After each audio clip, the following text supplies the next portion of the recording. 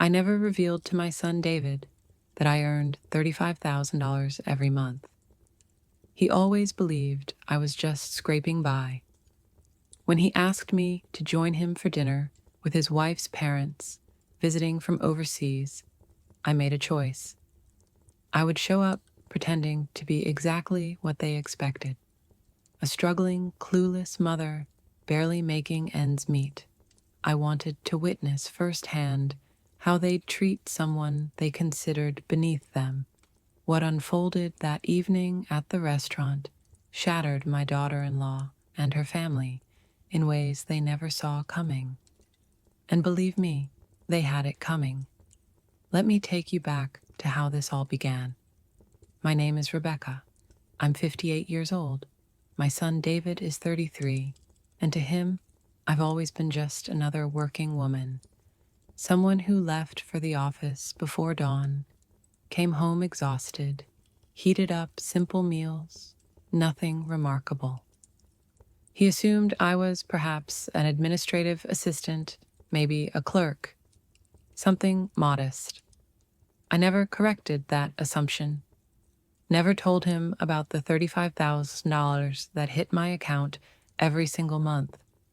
Never mentioned that I'd been a vice president at an international tech firm for 18 years.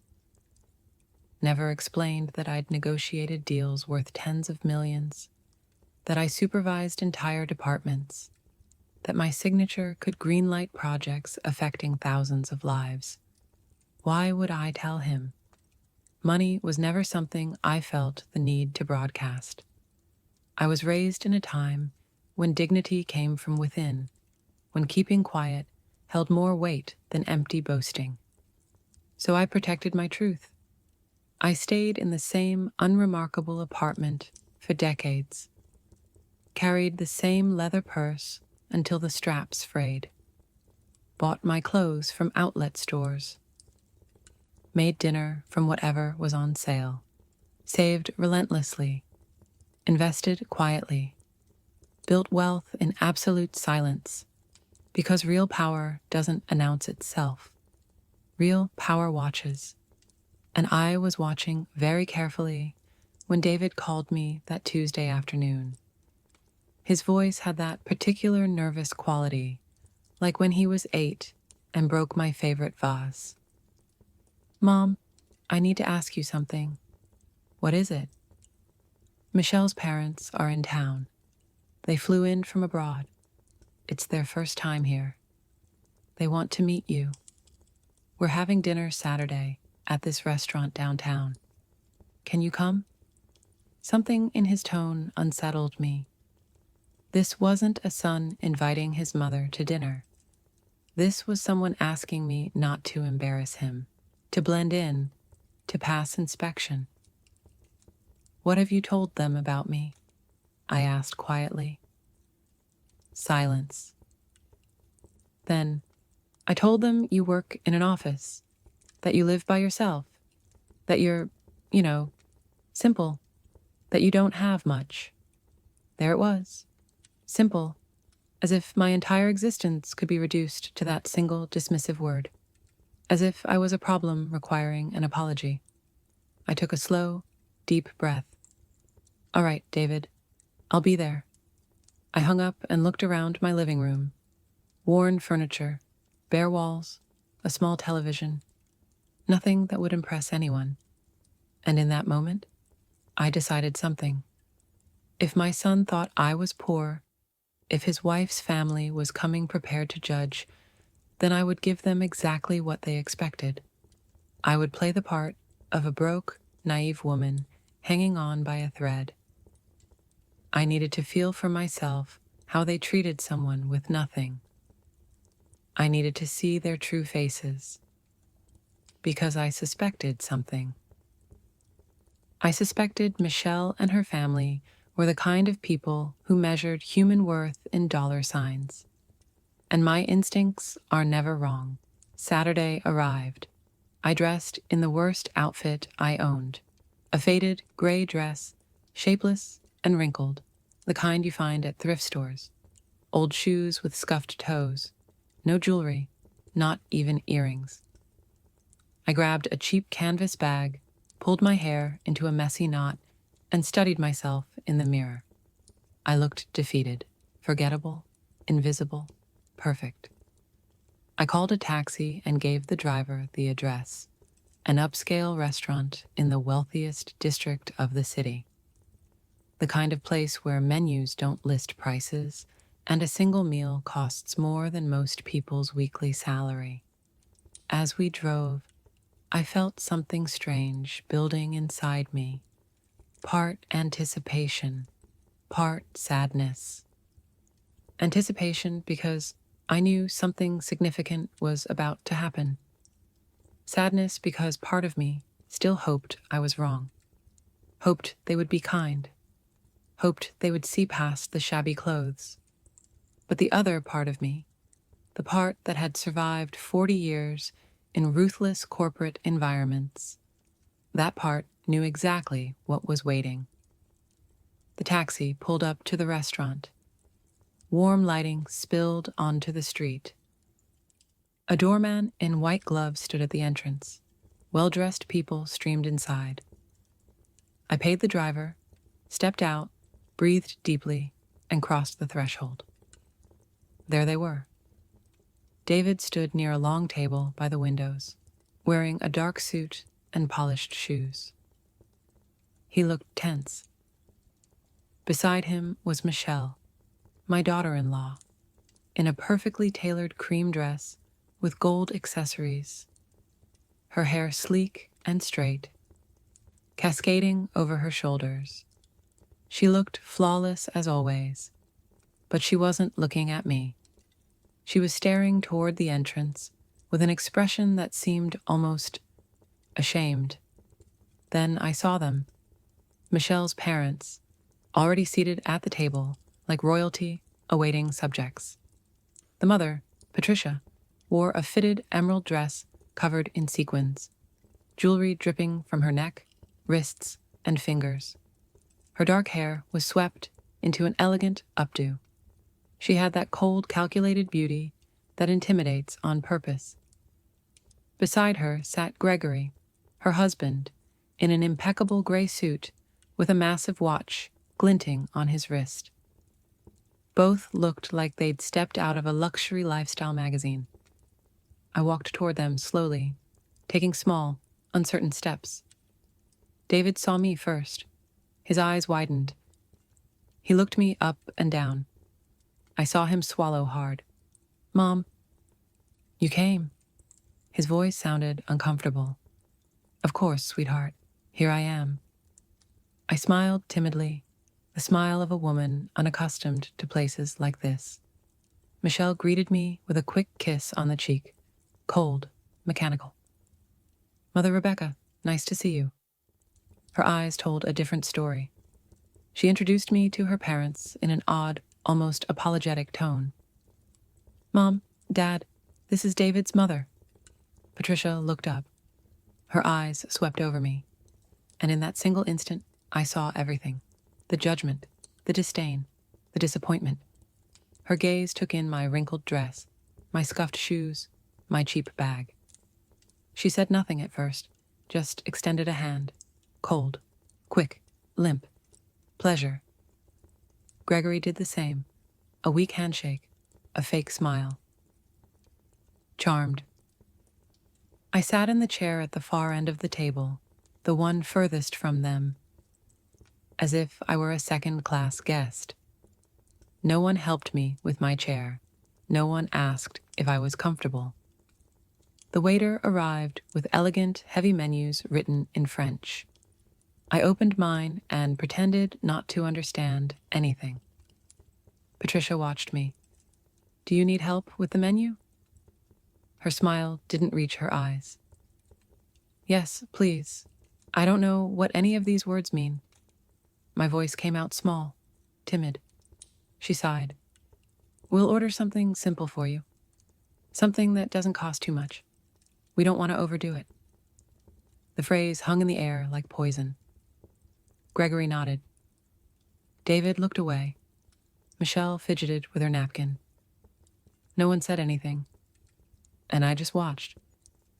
Patricia started talking about their journey, how exhausting the flight was, how different everything was here.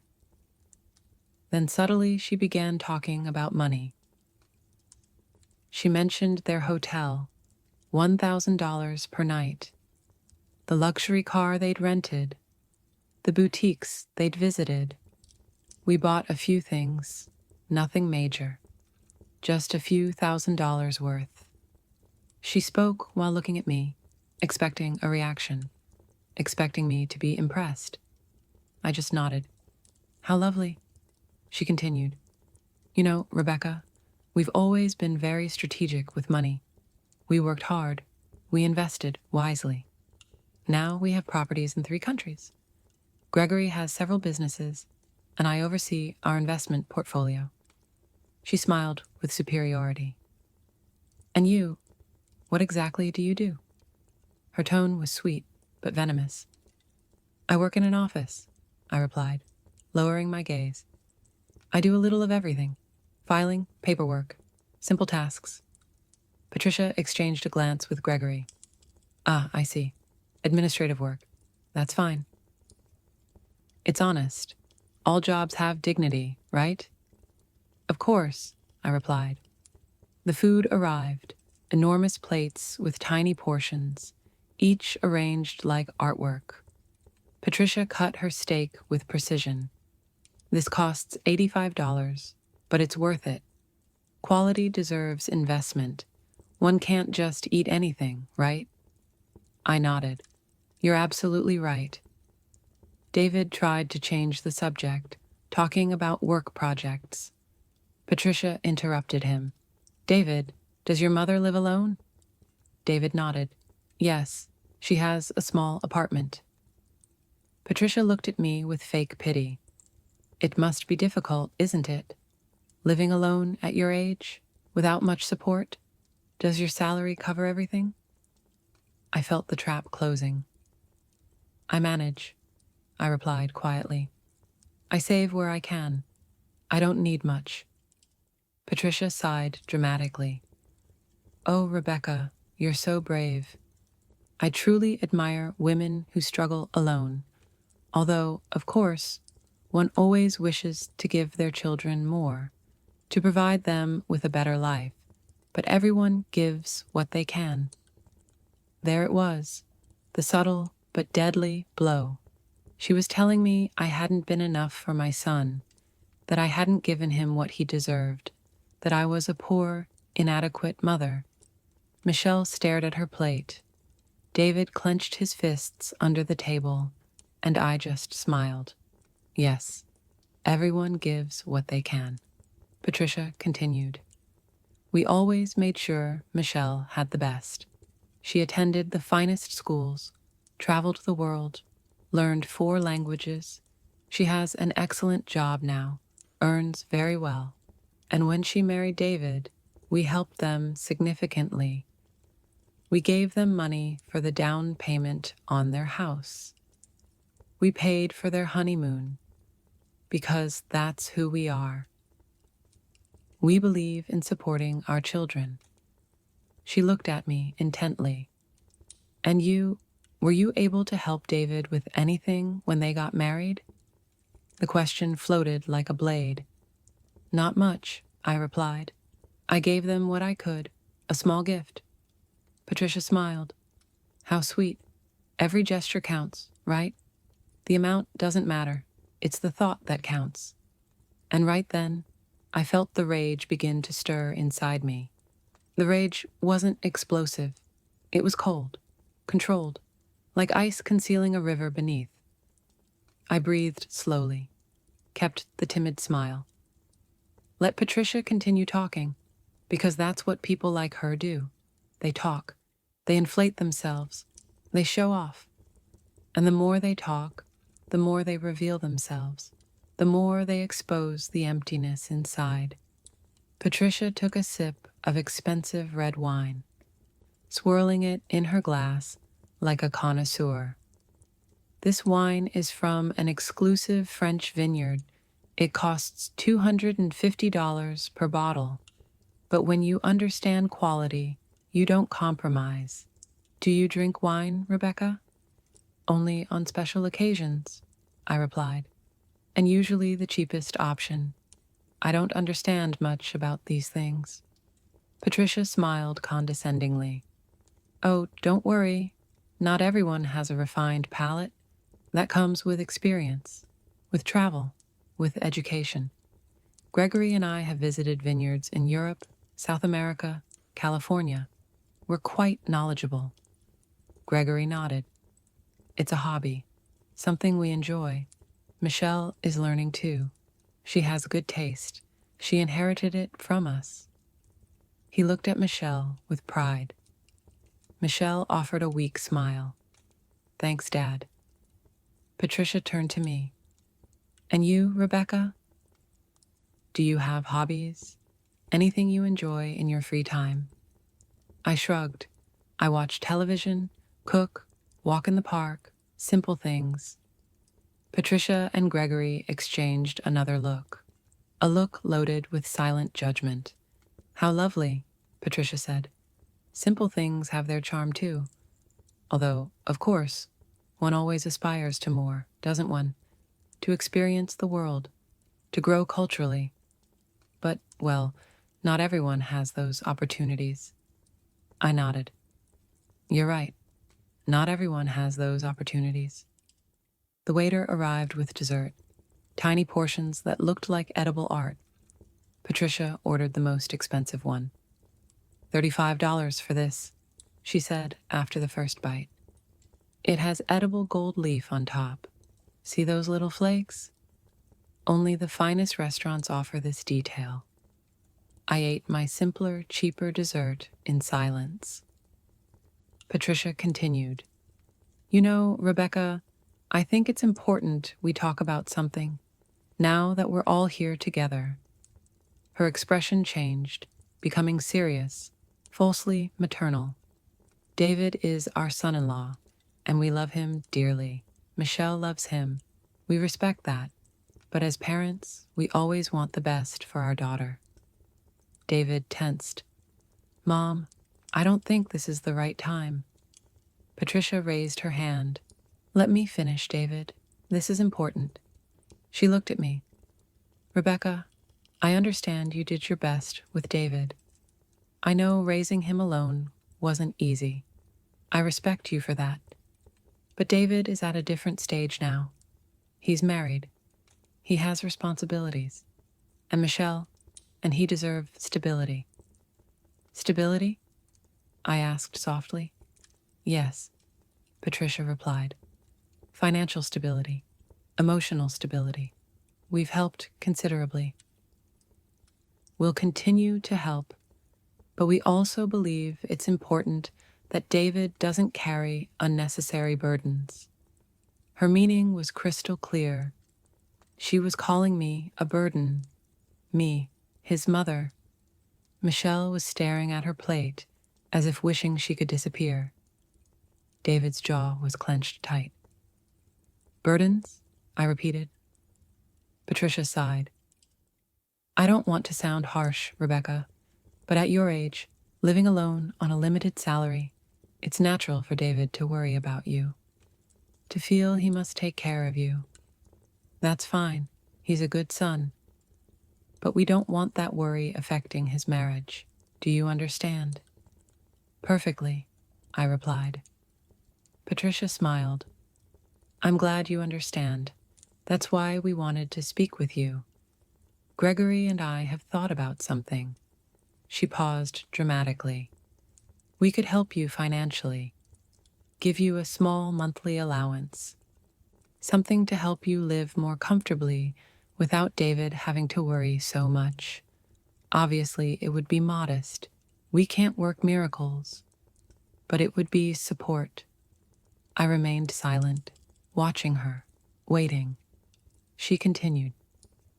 And in exchange, we would only ask that you respect David and Michelle's space, not to seek them out so frequently, not to pressure them, to give them freedom to build their life together without interference. How does that sound? There it was. The offer. The bribe disguised as charity. They wanted to buy me off, pay me to disappear from my son's life, so I wouldn't be an embarrassment, so I wouldn't tarnish their precious daughter's image with my poverty. David exploded.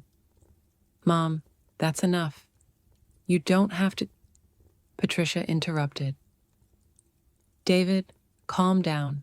We're talking like adults. Your mother understands. Don't you, Rebecca? I picked up my napkin, calmly wiped my lips, took a sip of water, let the silence grow. Everyone was staring at me.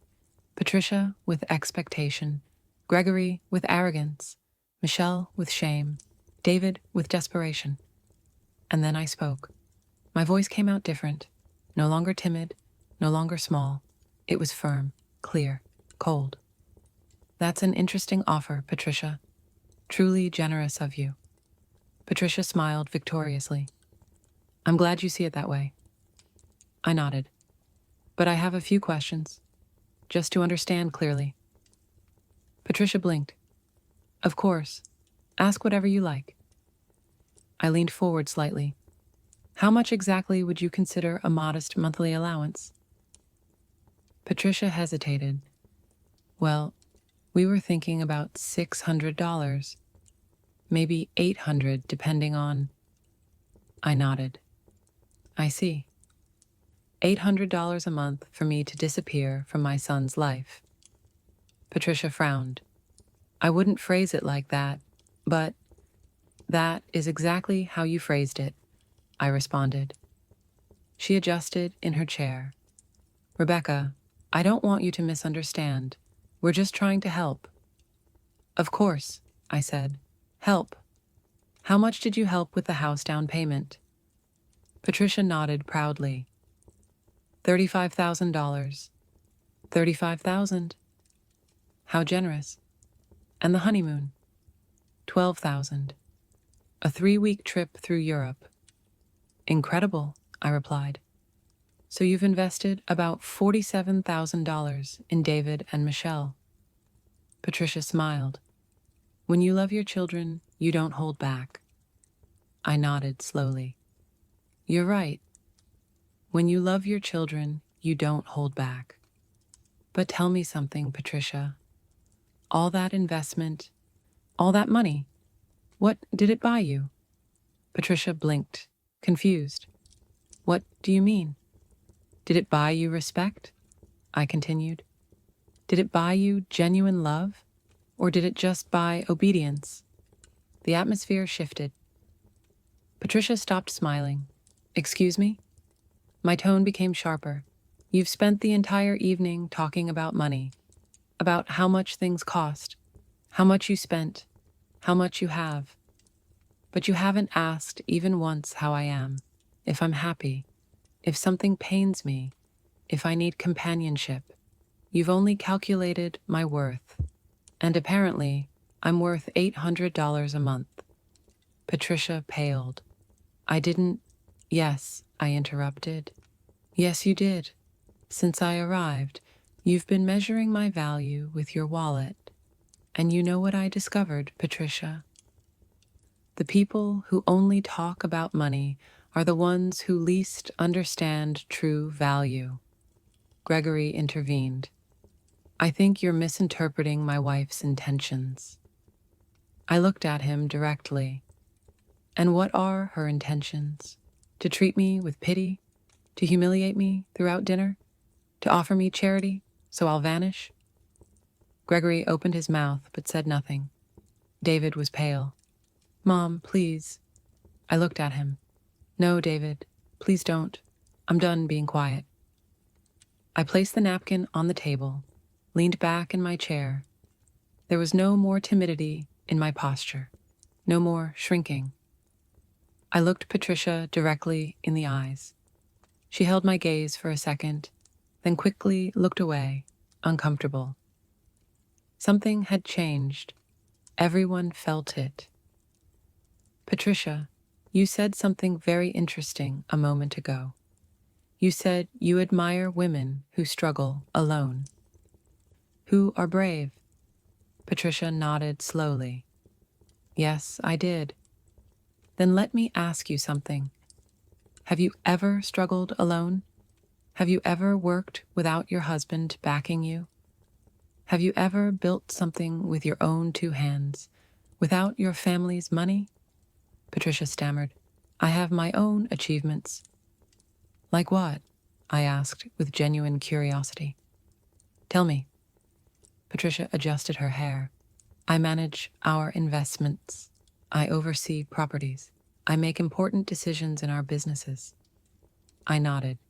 Businesses your husband built, properties you bought together, investments made with money he generated. Or am I wrong? Gregory intervened, annoyed. That's not fair. My wife works just as hard as I do. Of course, I replied calmly. I don't doubt she works. But there's a difference between managing money that already exists and creating it from nothing, between overseeing an empire you inherited and building it brick by brick. Don't you think? Patricia pressed her lips together. I don't know where you're going with this, Rebecca. Let me explain, I replied. 40 years ago, I was 22 years old. I was a receptionist at a small firm. I earned minimum wage. I lived in a rented room. I ate the cheapest food I could find. And I was alone. Completely alone. David stared at me. I had never told him this in such detail. I continued. One day, I got pregnant. The father disappeared. My family turned their backs on me. I had to decide whether to keep going or give up. I chose to keep going. I worked until the last day of my pregnancy. I went back to work 2 weeks after David was born. A neighbor watched him during the day. I worked 14-hour days. I paused. Drank some water. No one spoke. I didn't stay a receptionist. I studied at night, took courses, learned English at the public library, taught myself accounting, finance, administration. I became an expert in things no one taught me, all on my own, all while raising a child alone, all while paying rent, food, medicine, clothes. Patricia was staring at her plate. Her arrogance was starting to crumble. And you know what happened, Patricia. I climbed, little by little, from receptionist to assistant, from assistant to coordinator, from coordinator to manager, from manager to director, from director to vice president. It took me 20 years of non-stop work, of sacrifices you can't even imagine, but I did it. I paused. And do you know how much I earn now? Patricia shook her head. $35,000 a month. The silence was absolute, as if someone had pressed pause on the universe. David dropped his fork. Michelle's eyes went wide. Gregory frowned in disbelief, and Patricia froze, her mouth slightly open. 35,000, I repeated. Every month, for almost 20 years. That's over $8 million in gross income over my career. Not counting investments, not counting bonuses, not counting stock options. Patricia blinked several times. No, I don't understand. You earn $35,000 a month? That's right, I replied calmly. I'm the vice president of operations for a multinational technology corporation. I oversee 4 countries. I manage budgets in the hundreds of millions. I make decisions that affect over 8,000 employees. I sign contracts you couldn't read without a team of lawyers. And I do it every day. David was pale. Mom, why did you never tell me? I looked at him tenderly. Because you didn't need to know, sweetheart. Because I wanted you to grow up valuing effort, not money. Because I wanted you to become a person, not an heir. Because money corrupts, and I wasn't going to let it corrupt you. But then, Michelle whispered, Why do you live in that small apartment? Why do you wear simple clothes? Why don't you drive a luxury car? I smiled. Because I don't need to impress anyone. Because true wealth isn't displayed. Because I learned that the more you have, the less you need to prove it. I looked at Patricia. That's why I came dressed like this tonight. That's why I pretended to be poor. That's why I acted like a broke, naive woman. I wanted to see how you would treat me if you thought I had nothing. I wanted to see your true colors. And believe me, Patricia, I saw them. I saw them perfectly. Patricia was red with shame, rage, and humiliation. This is ridiculous. If you earned that much money, we would know. David would know. Why would he think you're poor? Because I let him, I replied. Because I never talked about my job. Because I live simply. Because the money I earn, I invest. I save. I multiply. I don't spend it on flashy jewelry or showing off in expensive restaurants. Gregory cleared his throat.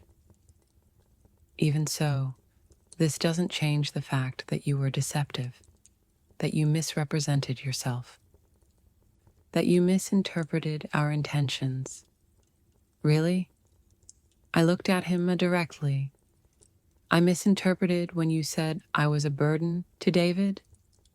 I misinterpreted when you offered to pay me $800 to disappear from his life. I misinterpreted every condescending comment about my clothes, my job, my life. Gregory didn't answer. Neither did Patricia. I stood up. Everyone looked at me.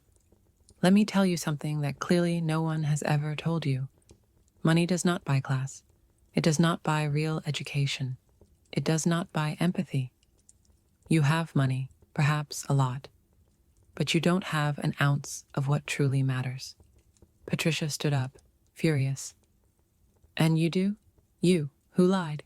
Who deceived us? Who made us look like fools? I didn't make you look like fools, I replied coldly. You did that all on your own.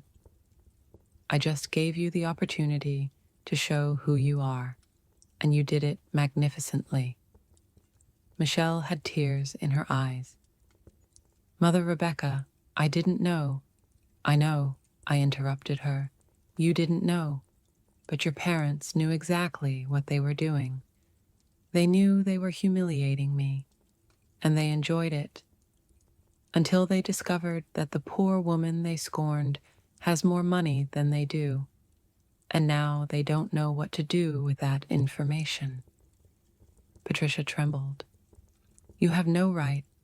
I have every right, I replied, because I am your son-in-law's mother, because I deserve respect, not because of my money, not because of my job, but because I am a human being, something you forgot throughout this entire dinner. David stood up. Mom, please, let's go. I looked at him. Not yet, sweetheart. I'm not finished. I looked at Patricia one last time. You offered to help me with $800 a month. Let me make you a counter offer.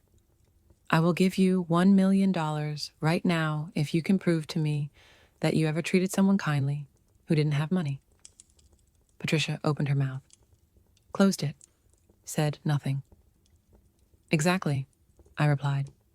You can't, because to you, people are only worth what they have in the bank. And that is the difference between you and me. I built wealth. You just spend it. I earned respect. You buy it. I have dignity. You have bank accounts. I picked up my old canvas bag, pulled out a black platinum credit card, dropped it on the table in front of Patricia. This is my corporate card. Unlimited limit. Pay for the entire dinner.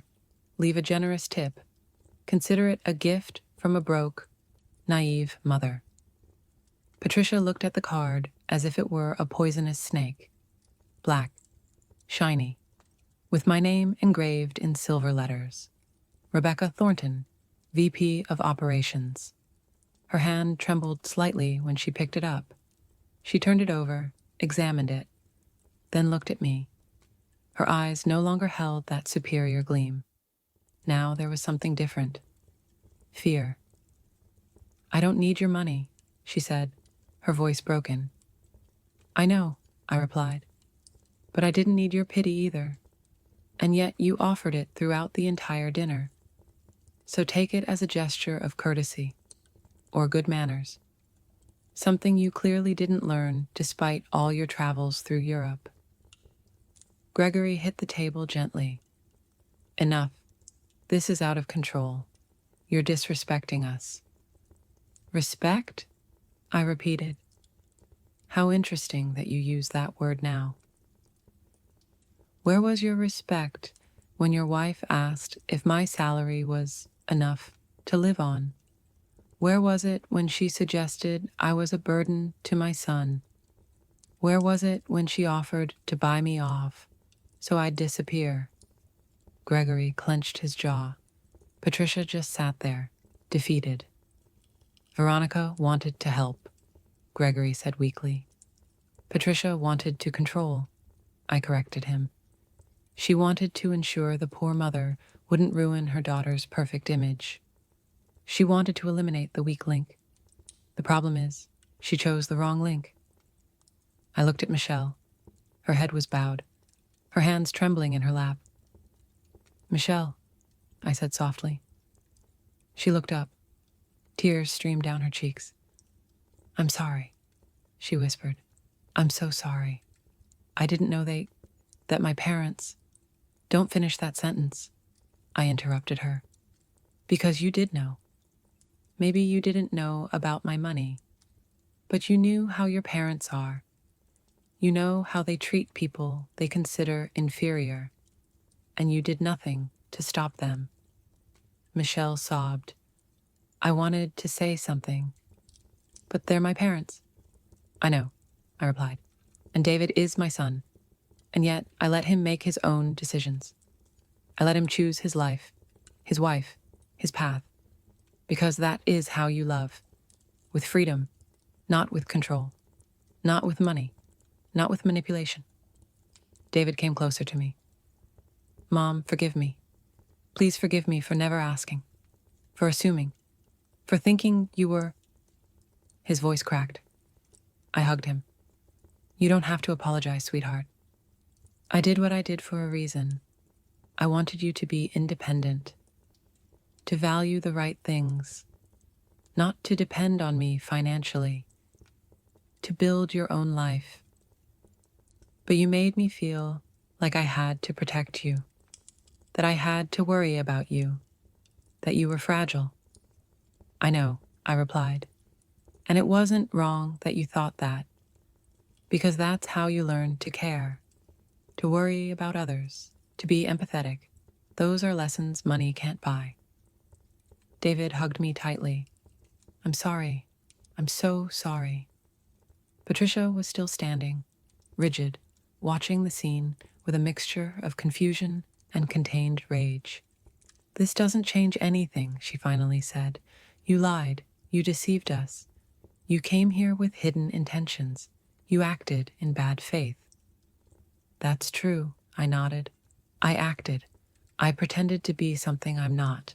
Exactly what you do every day." "What is that supposed to mean?" Gregory asked. "It means you hide behind your money, behind your jewels, behind your trips, behind everything you can buy. But inside, you're empty. You don't have deep conversations. You don't have real interests. You have nothing to offer beyond a bank account." Patricia gave a dry, bitter laugh. "Coming from someone who lied all night, that's hypocrisy."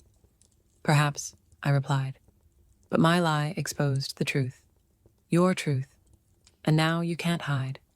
Now you know that I saw you, that I felt every comment, that I stored every insult disguised as advice, and that I will never forget it." The waiter timidly approached. "Excuse me, Would you like anything else? Gregory shook his head abruptly. Just the check.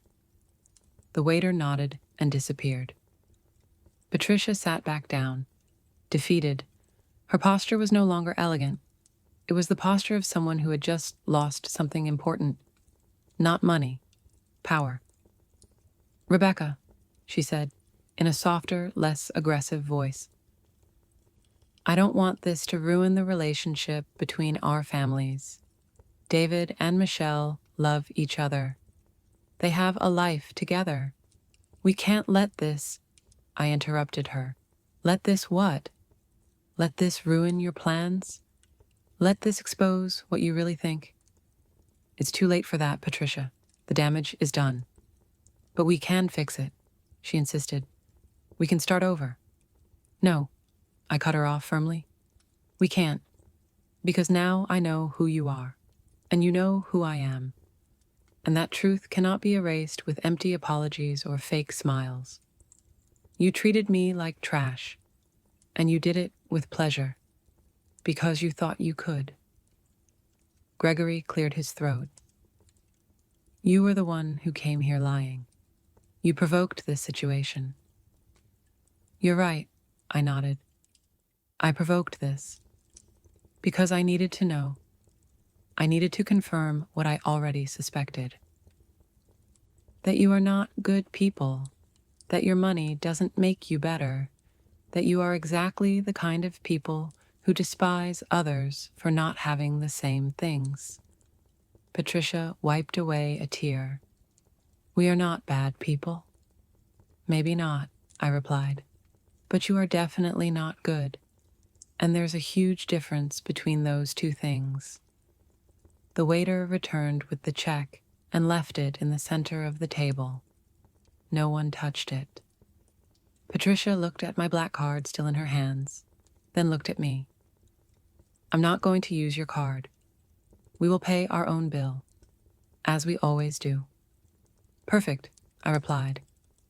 Then keep that card as a souvenir, as a reminder that not everything is as it seems, that the woman you scorned all night has more than you will ever have. And I'm not just talking about money. Patricia put the card down on the table. I don't want it, and I don't want your moral lecture either. I pushed it back toward her. Keep it anyway, because something tells me you'll need it. Someday you'll run into someone like me, someone who pretends to be less than they are, and you'll make the same mistake again, because people like you never learn. Gregory took out his wallet, pulled out several credit cards, all gold, all shiny.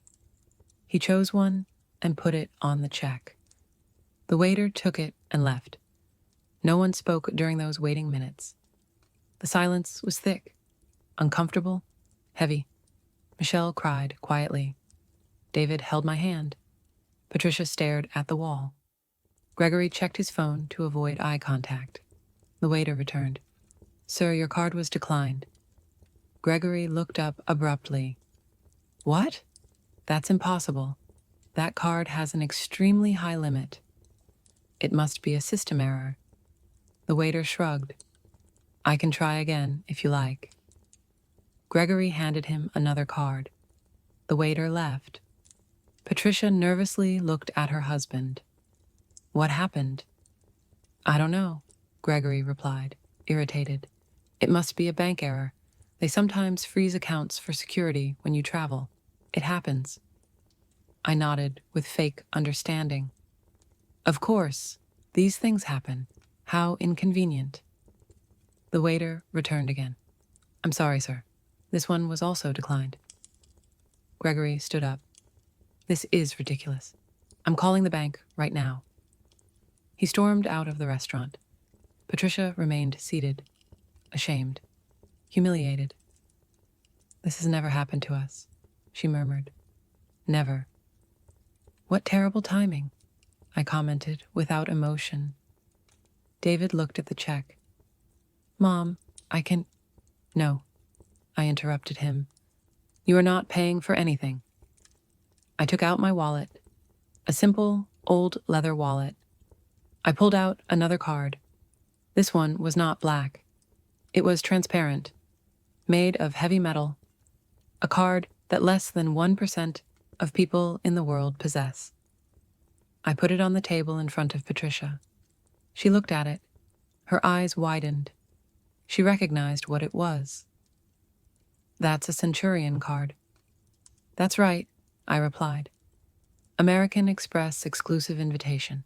Minimum annual spending requirement of $300,000. $7,000 annual fee just for having it. And benefits you can never imagine. Patricia said nothing. The waiter took the card carefully, as if it were something sacred. He returned in less than 2 minutes. Thank you, Mrs. Thornton. Everything is settled. Would you like the receipt? It's not necessary, I replied. The waiter nodded and left. Patricia continued staring at the space where the card had been. I stood up, took my old wallet, my canvas bag, and looked at Patricia one last time. The dinner was delicious. Thank you for recommending the place, and thank you for showing me exactly who you are. You saved me a lot of time, a lot of energy, and many future disappointments. Patricia finally looked up. Her eyes were red, not from crying, from contained rage. This doesn't end here, she said, her voice trembling. You can't just humiliate us and walk out as if nothing happened. Michelle is our daughter. David is our son-in-law. We will still be family. You will have to see us. You're right, I smiled. I will have to see you at birthdays, Christmases, family gatherings. But now I will see you differently. I will no longer wonder what you think of me. I already know, and you will know that I know, and you will live with that. Every time you see me, every time you pretend to be kind, you will remember this night. Gregory returned to the table. His phone was in his hand. His face was pale. There's a problem with the accounts. A temporary block for security. It will be resolved tomorrow. He looked at the table. Did someone pay already?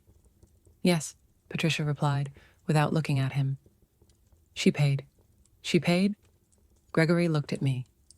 His pride was shattered. Thank you, he murmured, barely audible. You're welcome, I replied. That's what family's for, isn't it? To help each other, especially when someone needs a small allowance. Say $800, or in this case, $920, which is what this dinner cost. Gregory closed his eyes. Patricia clenched her fists in her lap. David approached. Mom, let's go. Please, it's enough. I looked at him. You're right, it is enough. I turned to Michelle. Michelle, I said softly. She lifted her head. You are not to blame for how your parents are. No one chooses their family, but you do choose how you act, how you treat others, how you will raise your own children someday. Michelle nodded through her tears. I'm sorry, she whispered again. Don't apologize again, I told her. Just learn. Learn that money does not define people, that humility is not weakness, that respecting others costs nothing, and that if you ever have children, teach them to see the heart of people, not their bank account. Michelle sobbed harder. David hugged her.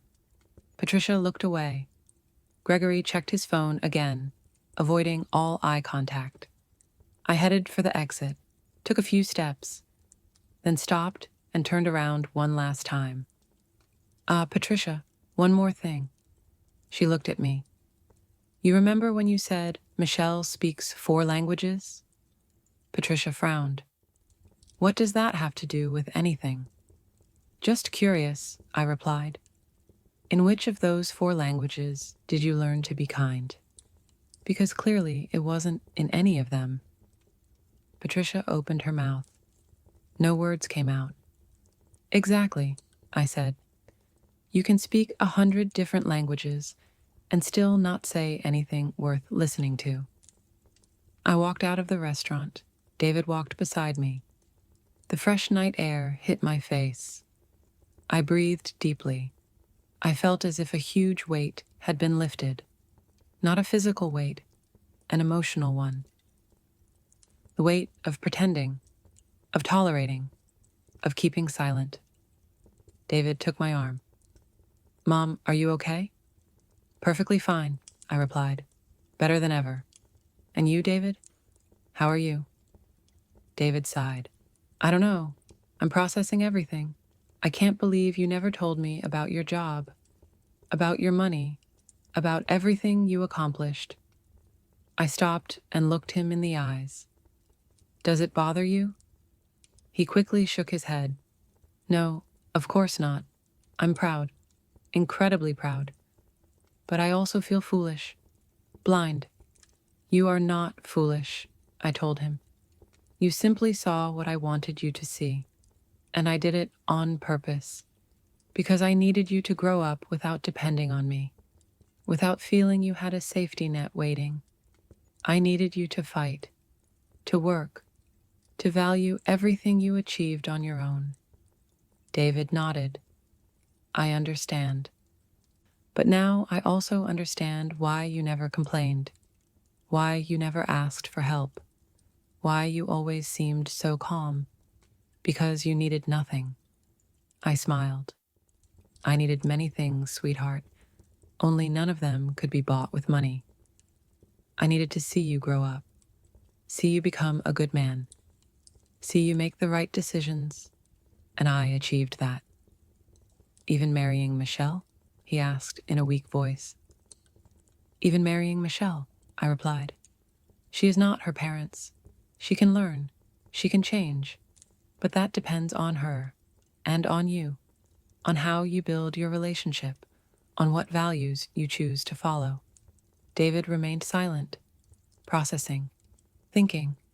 A taxi stopped in front of us. I had called for a ride as we left. I opened the door. David stopped me. Mom, can I ask you something? Of course. Why did you do it? Why did you come pretending to be poor? Why didn't you just tell them the truth from the beginning? I closed the taxi door, turned to him. Because I needed to know, sweetheart. I needed to confirm if my suspicions were correct, if Michelle's family was really as I imagined. And unfortunately, I was right. David lowered his gaze. I'm sorry. You don't have to apologize for them, I told him. But you do have to decide what kind of husband you want to be, what kind of father you want to be someday. What do you mean? He asked. I mean, you've just seen two very different ways of handling money and power. Your in-laws' way and mine. They use it to control, to humiliate, to feel superior. I use it to have freedom, to help without showing off, to live peacefully. You decide which path to follow. Marcus slowly nodded. I understand. I opened the taxi door again and got in, rolled down the window. David came closer. Mom, one last question. Tell me, are you ever going to forgive Patricia and Gregory? I thought about it for a moment. Forgiving doesn't mean forgetting, I replied. Nor does it mean allowing it to happen again. I might forgive them someday, when I see a real change, when they start seeing people as people, not as numbers. But until then, I will simply be polite, distant, and extremely cautious. And me? David asked. Do you forgive me for not asking, for assuming, for allowing this dinner to happen? I looked at him tenderly. Sweetheart, there is nothing to forgive. You did what you thought was right. You wanted your family to meet. That is beautiful. What happened afterward was not your fault. It was theirs. And a little bit mine too, because I decided to play their game. David smiled weakly. You won. I won. I nodded. But I don't feel victorious. I feel tired and sad because I confirmed something I didn't want to confirm. That some people will never change. That some families are broken even if they have money. That there are voids no bank account can fill. The taxi driver cleared his throat. Ma'am, should we go? Yes, I replied. Give me 1 second. I looked at David one last time. Go to Michelle. Talk to her. Listen to her. Support her. But also be honest. Tell her how you felt tonight. Tell her what you expect from her family. And from her. Because if you don't establish boundaries now, this will happen again and again. I will, David promised. I love you, Mom. And I mean it more now than ever. Because now I know who you really are. And you are incredible. I smiled. I love you too, sweetheart. I always have. I always will. No matter how much money I have or don't have. Because love has no price. And that is a lesson Patricia and Gregory will never learn. David stepped away from the taxi. I gave a signal to the driver. We can go. The taxi started. I looked out the window, saw David walking back toward the restaurant. His shoulders slumped. Thoughtful. He was probably going back to find Michelle, to face his in-laws, to have difficult conversations. And I felt proud, because that meant he was maturing, learning, choosing to be better than the example he had just witnessed. The taxi sped through the city's illuminated streets. I closed my eyes and thought about everything that had happened. Every word, every look, every moment of tension. And I wondered if I had done the right thing, if I had been too harsh, too cruel, too vengeful. But then I remembered every disguised insult, every condescending comment, every look of disdain. And I knew that no, I hadn't been too anything. I had simply been honest. Finally. The taxi was crossing the empty streets of the night. The lights of the buildings flashed quickly past the window. I opened my old canvas bag and took out my phone. A simple phone. Nothing ostentatious, nothing attention-grabbing. I had 3 unread messages. One from my assistant asking about a Monday meeting. Another from a colleague congratulating me on a closed contract. And one from an unknown number. I opened the unknown message. It was from Michelle. Mother Rebecca, please forgive me. I didn't know my parents would be like that. I am ashamed. I need to talk to you. Please. I looked at the message for a long time. Thought about responding, then decided not to. Not yet. She still needed time. I needed it too. Words rushed out of guilt rarely mean anything real. True changes take time, reflection, and consistent action. I put the phone aside. The taxi driver looked at me through the rearview mirror. Excuse me for asking, ma'am. Is everything okay? I looked up at him. Yes, everything is fine. Why? Well, you got in very quietly, and normally people who come out of that restaurant are happy, talking about how delicious the dinner was. You came out as if you had been in a war. I smiled slightly. Something like that. Was it that obvious? He shrugged. I've been driving a taxi for 23 years. I've seen it all. Drunk people, people fighting, couples breaking up, families arguing. And you have that look of someone who just said something they'd been keeping inside for years. You're perceptive, I told him. It's my job, he replied. Plus, it helps pass the time. Do you want to talk about it? You don't have to. but sometimes it helps to tell things to a stranger, someone who isn't going to judge you, someone who doesn't know you. I thought about his offer. It was tempting, but I shook my head. Thank you, but I think I've talked enough for today. He nodded. I understand, but let me tell you something. Whatever happened in there, you did the right thing. I know because you are calm. You are not crying. You are not screaming. You are processing. And that means you spoke your truth. And the truth always brings peace, even if it hurts. His words surprised me. He was an older man, maybe 65, with gray hair and working hands, a simple man, like the one I pretended to be. Do you believe in the truth? I asked him. I believe in honesty, he replied. Not always the absolute truth, because the truth changes depending on who tells it. But honesty doesn't. Honesty is saying things the way you feel them, without masks, without lies. Even if it hurts, even if it makes things awkward, even if it costs you something. I nodded. You're right. My wife always told me I was too direct. He continued, that I said things without a filter, that I hurt people without meaning to. And maybe she was right. But she also told me that she never doubted me, because she knew that what came out of my mouth was real. Not calculated, not manipulated, just real. I smiled. She sounds like a good woman. She was, he replied. She died 3 years ago. I'm sorry, I said sincerely. He shook his head. Don't be sorry. We had 42 years together, 42 years of honesty, of fights, of reconciliations, of laughs, of tears. And not once did I go to sleep wondering what she really thought, because she always said it, and so did I. That is a gift. You're right, I murmured. It's a gift.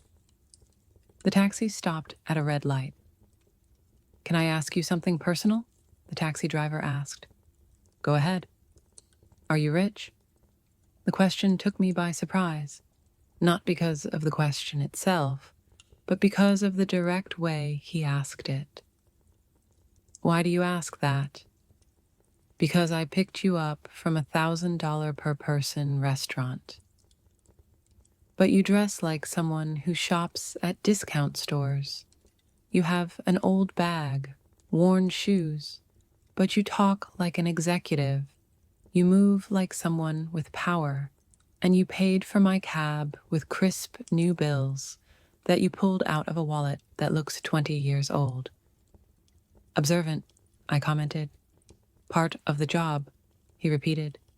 Then am I? It depends on how you define rich, I replied.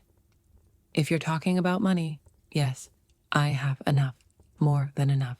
If you're talking about happiness, I also have that.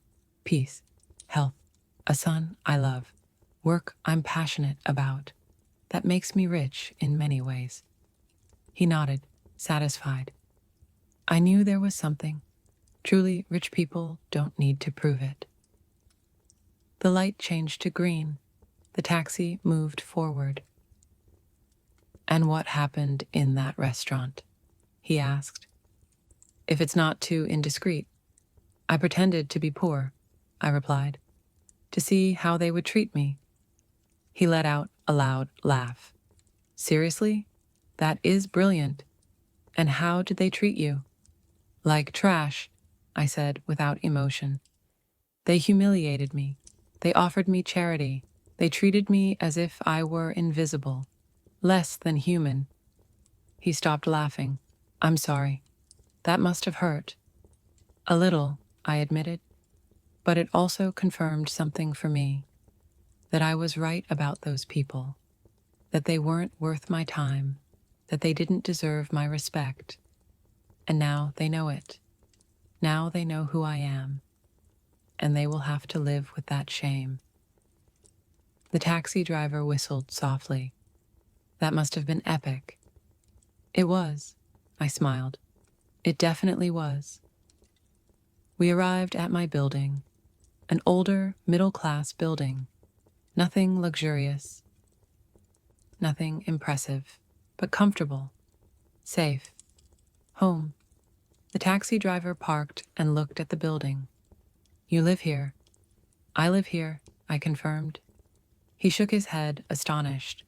You truly are special. Most people with money move to expensive areas, to buildings with doormen, private security, gyms and pools. You live like a normal person. I am a normal person, I replied. I just have more money than most. But that doesn't make me different. It doesn't make me better. Money is just a tool, not an identity. He smiled. I wish more people thought that way. The world would be better. I took out my wallet. How much is it? $35, he replied. I gave him $100 bill. Keep the change, ma'am. This is too much. It's not, I said. You listened to me. You gave me perspective. You reminded me that there are still good people.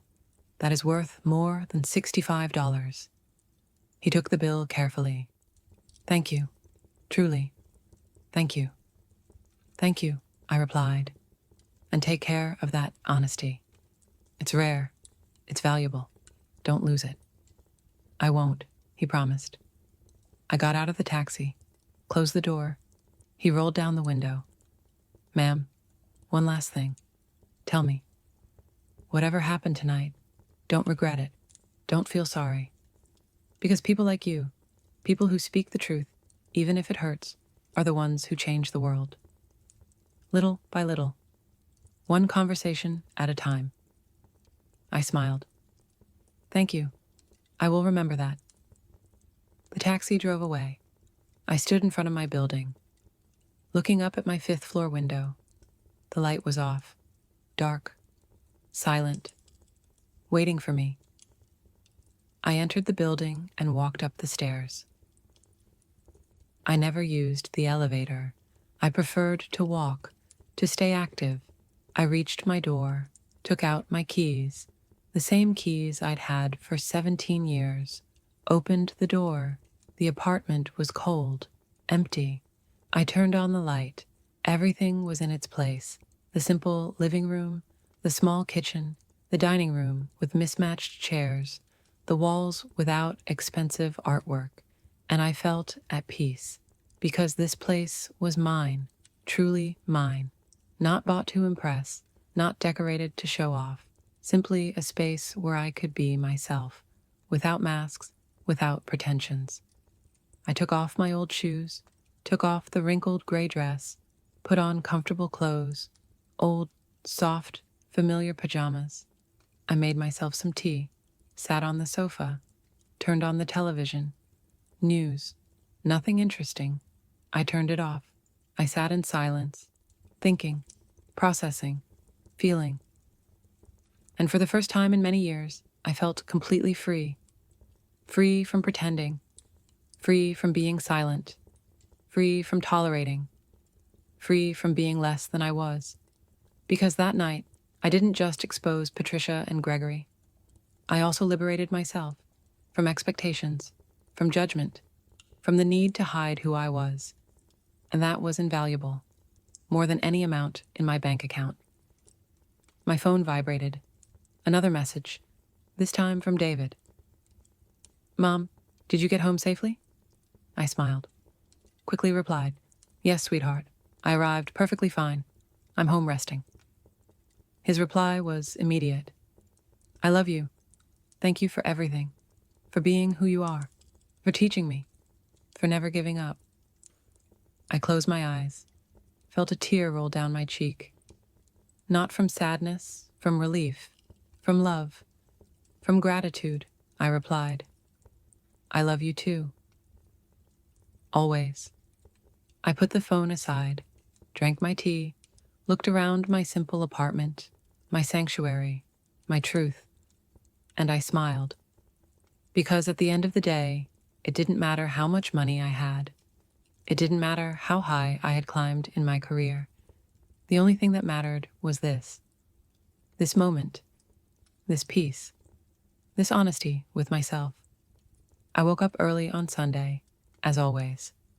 40 years of working had trained me to rise with the sun. Even though it was my day off, my body no longer knew how to sleep late. I prepared strong coffee, black, sat by the window with a hot mug in my hands, watched the city wake up, the vendors opening their stalls, people walking somewhere. Life continued as always, indifferent to personal dramas. My phone started ringing, a familiar number. David, I answered. Good morning, sweetheart. His voice sounded tired. Mom, I need to talk to you. Did something happen? A lot, he replied. Last night, Michelle and I talked for hours. Her parents were there too. It was intense. I took a sip of coffee. Tell me. David sighed deeply. After you left, I went back to the restaurant. Patricia and Gregory were still there, waiting for their cards to work. It was humiliating for them. Michelle was devastated, crying, and I was furious, more furious than I have been in years. I waited in silence. He continued. I told them everything I felt during that dinner. I told them I was ashamed of them, that they treated my mother like trash, that their behavior was unacceptable, that I wouldn't tolerate it ever again. And what did they say? I asked. At first, Patricia tried to defend herself. She said they just wanted to protect Michelle, that they wanted to make sure I had a stable family, that they didn't have bad intentions. Gregory said I was exaggerating, that it had been a normal dinner, that your reaction was disproportionate. I squeezed the mug in my hands. Typical. But then Michelle spoke, David continued. She told her parents that they were wrong, that they had been cruel, that she had seen every comment, every look, every disguised insult, and that she was ashamed to be their daughter at that moment. His voice cracked. Mom, I had never seen Michelle confront her parents like that. I smiled slightly. That's good. It means she's waking up. Patricia got hysterical, David said. She started yelling that Michelle was ungrateful, that they had sacrificed everything for her, that they had given her the best life, that she had no right to judge them. Gregory backed her up. He said we were being manipulated by you, that you had planned everything to make them look bad. I let out a dry laugh. Of course, it's my fault. That's what made them angriest, David said. I told them they were right, that you did plan everything, but that they fell into the trap because that's really how they are, because they really treat people they consider inferior badly, that you just gave them the opportunity to show themselves, and they did it perfectly. Well said, I murmured. Thanks. I learned it from you. There was a silence. Then David continued. Mom, I need you to know something. Last night, I made a decision. Michelle and I are going to set boundaries with her parents. We're not going to cut off the relationship, but we're going to set clear rules. No comments about money, no comparisons, no attempts to control our lives. And if they can't respect that, then they will have to accept the consequences. And did they accept? I asked. No, he replied. They left furious. They said we were ungrateful, that we would regret it someday, that when we needed help, they wouldn't be there. Gregory said he was going to reconsider his will. Patricia said Michelle had chosen the wrong family. I shook my head. Emotional blackmail. The last resort of people without arguments. Exactly, David said. But it didn't work. Michelle stood firm. I did too. They left the restaurant without saying goodbye, without looking back. And honestly, Mom, I felt relief, as if a huge weight had been lifted off me. That's because it was, I told him. You lifted the weight of living under their expectations, under their control. Now you can build your life however you want, not as they dictate. Thank you, Mom, David said, his voice emotional. Thank you for doing what you did last night. I know it was difficult. I know it was awkward. But we needed to see it. I needed to see who they really were. And Michelle needed to see that there was another way to live. A more honest, more authentic way. You're welcome, sweetheart. I only did what I believed was right. There is something else, David said. Michelle wants to come see you. She wants to apologize in person. She wants to talk to you, not as a daughter-in-law trying to look good, but as a woman trying to learn. What do you think? I thought for a moment. Tell her she can come, but not today. Give her a few days to process, to think carefully about what she wants to say. Rushed apologies are hollow. The ones that take time are real. I'll tell her, David promised. Mom, one more question. How are you doing after all of this? How do you feel?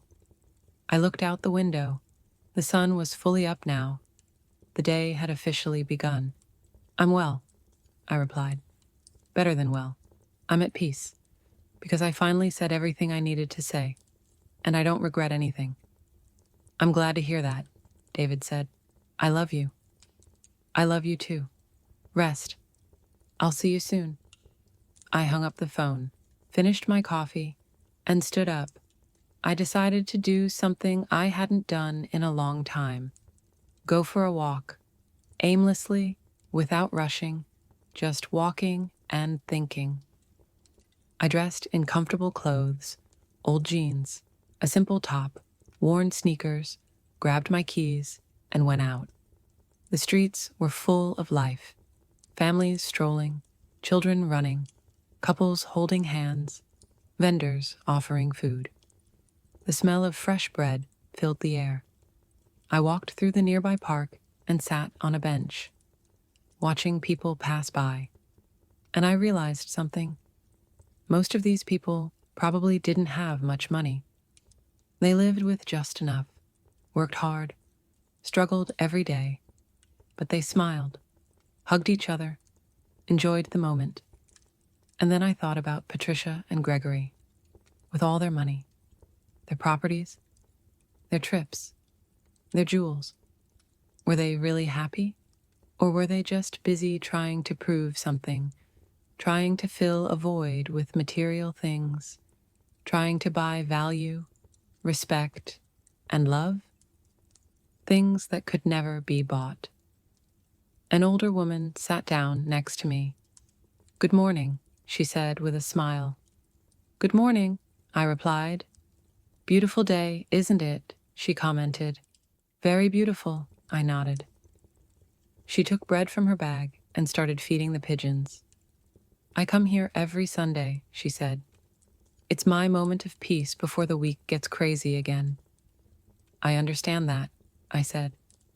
I needed a moment of peace, too. Difficult week, she asked. Something like that, I replied. More like a difficult night. She nodded wisely. Sometimes a single night can change everything. You're right, I murmured. Can I give you some unsolicited advice? Go ahead, I smiled. She pointed to the pigeons. Look at those birds. Some are big, some are small. Some have pretty feathers, others have scruffy feathers. But they all eat from the same bread. They all share the same space. None of them thinks they're better than the others. That's a nice metaphor, I said. It's not a metaphor, she replied. It's the truth. Humans are the only animals that invent false hierarchies, that measure value with external things. Pigeons don't do that. They just live. They just are. We should learn from them. I smiled broadly. You are completely right. I should teach some people I know. She laughed. Oh, child, at my age, I don't give classes. I just observe and share what I see. But most people don't listen. They're too busy running, buying, competing, forgetting that in the end, we all end up in the same place, with or without money, with or without jewels, with or without properties. We all end up turning into dust. How philosophical, I commented. How realistic, she corrected. I have lived 84 years. I've seen it all. And I can tell you something.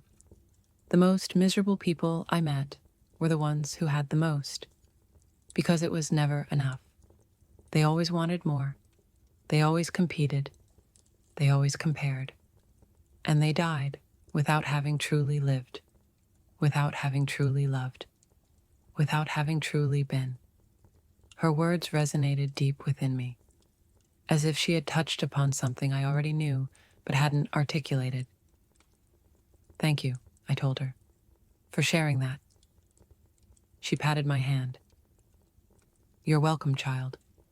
And remember, it doesn't matter how much you have or don't have. What matters is how you treat others, because that is what remains. That is what transcends. That is the only inheritance worth having. She slowly stood up, put her empty bag away, waved goodbye. Have a beautiful Sunday. You too, I replied. I watched her walk away, a small woman, hunched with age, wearing old clothes and worn shoes, but with more wisdom than all the Patricias and Gregorys in the world combined. And I felt grateful. Grateful for that encounter, for that reminder, for that truth so simple and powerful. I stayed on the bench for a while longer, thinking, feeling, processing everything that had happened. And I came to a conclusion. I didn't regret anything, not one word, not one action. Because everything I did last night was necessary. It was liberating. It was honest.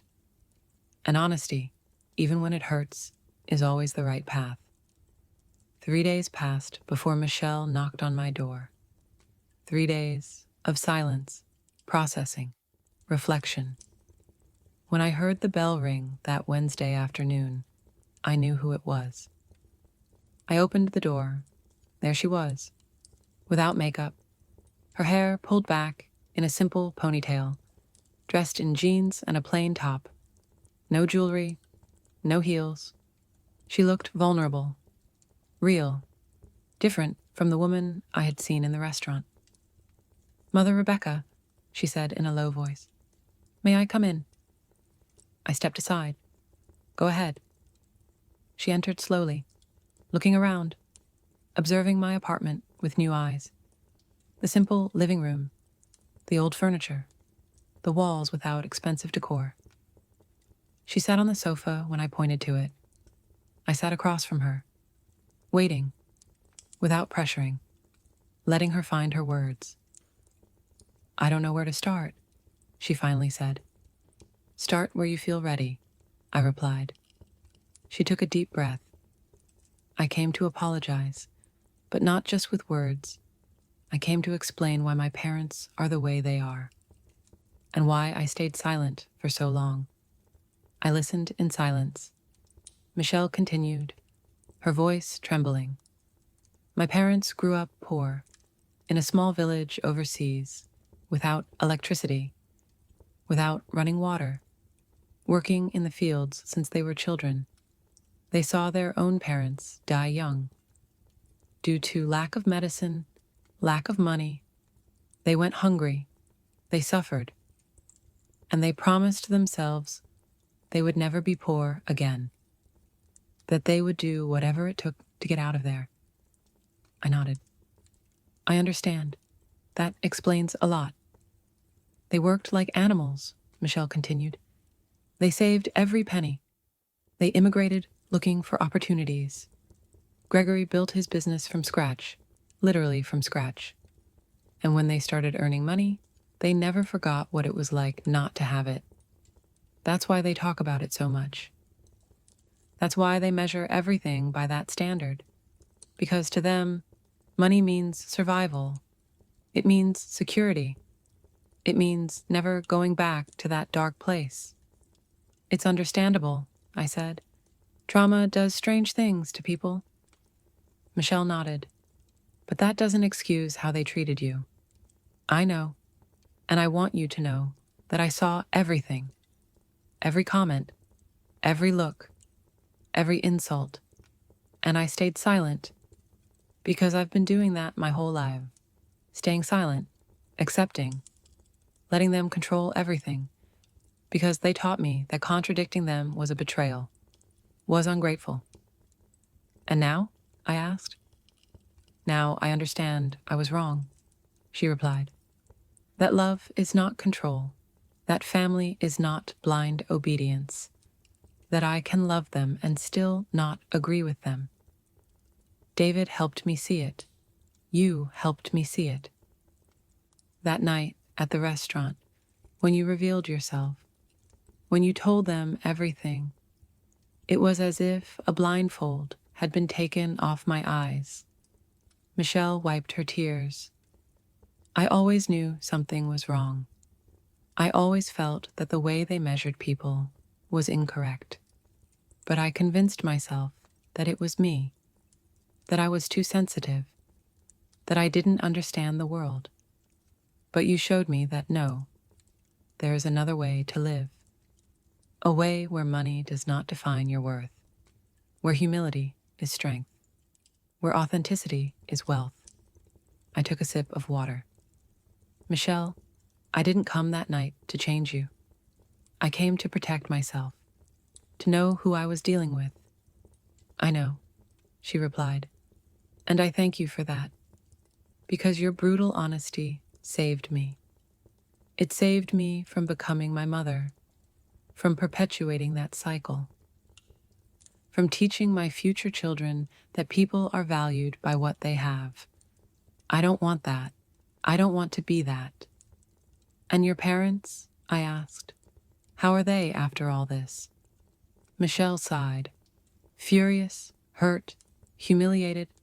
Patricia hasn't spoken to me in 3 days. Gregory sent me a message saying I had disappointed him, that I had chosen strangers over my own blood, that I would regret it someday. She paused. And you know what's strange? I don't feel bad. I feel free. That's good, I said. It means you made the right decision. Michelle nodded. David and I set boundaries. We told them they can be part of our lives, but only if they respect us, if they respect our decisions, if they stop trying to control us with money or emotional blackmail. And if they can't do that, then they will have to accept a distant relationship. How did they take that? I asked. Badly, Michelle replied. Patricia said we were ungrateful, that they had sacrificed everything for me. Gregory threatened to disinherit me, to cut off all financial aid, as if that were the only thing we cared about, as if our love for them depended on their money. And that's when I realized they really believe that. They really think their value is in their wallet. It's sad, I commented. Very sad, Michelle agreed, because they have so much and enjoy nothing. They just accumulate, compete, show off. But they never stop to ask themselves if they are happy, if they have peace, if they have real connections with people. They just count their properties and feel victorious, while inside they are empty. She was silent for a moment. Then she looked at me directly. Mother Rebecca, I want to ask you for something. Tell me. I want to learn from you. I want you to teach me how to live with dignity. how to be rich without needing to prove it, how to have peace in the midst of chaos, how to be strong without being cruel. Because that night, I saw something in you that I never saw in my parents. I saw class. I saw real power. I saw a woman who didn't need to shout to be heard. I smiled tenderly. Michelle, I can't teach you that. That is learned by living, by making mistakes, by falling, by getting up. The only thing I can do is share my experience and tell you that the path is not easy. You will face criticism, judgment, people who won't understand why you live differently. But if you stay true to yourself, if you live according to your values, you will find peace, and that peace is worth more than any amount of money. I want to try, Michelle said. I want to be better, not just for David, but for me, because I deserve to live without that constant pressure, without that need to impress, without that fear of not being enough. Then do it, I told her. But don't do it all at once. Do it little by little. Start by questioning your habits, your purchases, your motivations. Ask yourself before every decision, is this for me or for others? Does this bring me peace or just appearance? Michelle nodded, taking mental notes. And my parents? Do you think they will ever change? I looked at her with honesty. I don't know. Change requires you to recognize a problem, and they don't believe they have one. They believe the world is wrong, that people are ungrateful, that they are victims. Until they see that, change is not possible. But you can change. You can break the cycle. I will, she promised, with David's help, and I hope with your guidance too. You don't need my guidance, I replied. You just need your internal compass, that voice that tells you what is right and what is wrong. That voice you silenced for years to please your parents. Listen to it, trust it, follow it. Michelle wiped away the last tears. Thank you, Mother Rebecca, for everything, for your patience, for your honesty, for not giving up on us. There is nothing to thank me for, I said. Just promise me one thing. When you have children, teach them the value of people, not the price. Teach them empathy, humility, and kindness. Things that don't cost money, but are worth everything. I promise, Michelle said firmly. I promise with all my heart. We hugged. A real, warm, honest hug. No acting, no masks. Just two women connecting as human beings. Michelle left an hour later, lighter, freer, with hope in her eyes. I closed the door behind her, sat back down on my sofa, looked around my simple apartment, and smiled, because this was enough. This was everything. An honest space, an authentic life, real relationships. I didn't need more. I never needed more. My phone rang. It was a message from David. Mom, Michelle told me about her visit. Thank you for welcoming her, for listening to her, for giving her a chance. I love you more than words can express, I replied simply. I love you too, sweetheart. Always. I put the phone aside, sat by the window, watched the sunset paint the sky orange and pink. And in that moment, I understood something fundamental. Real wealth is not about how much you have. It's about how much you enjoy what you have, how much peace you feel, how many genuine people surround you, how many times you can look in the mirror and be proud of who you are. Patricia and Gregory had millions, but I had this tranquility, this authenticity, this pure love for my son, and that made me infinitely richer than them. I never pretended to be poor again. I didn't need to. I had learned what I needed to learn. I had seen what I needed to see, and I had liberated what I needed to liberate. Patricia and Gregory continued to be who they were, rich in money, poor in spirit. But that was no longer my problem. I had spoken my truth. I had set my boundaries. I had protected my peace, and for the first time in a long time, I didn't have to pretend who I was. I was simply Rebecca, mother, executive, woman, survivor, fighter, rich in every sense that truly mattered. And that was more than enough. It was everything. Did you like my story? And which city are you listening from? Let's meet in the comments. If you like the story, you can support me by sending a super thanks so I can keep bringing more stories like this. Thank you so much for your sweet support. I'm looking forward to your comments on the story. On the screen, you can see 2 new life stories that I highly recommend. There's so much more on my channel. Don't forget to subscribe. See you in the next life story.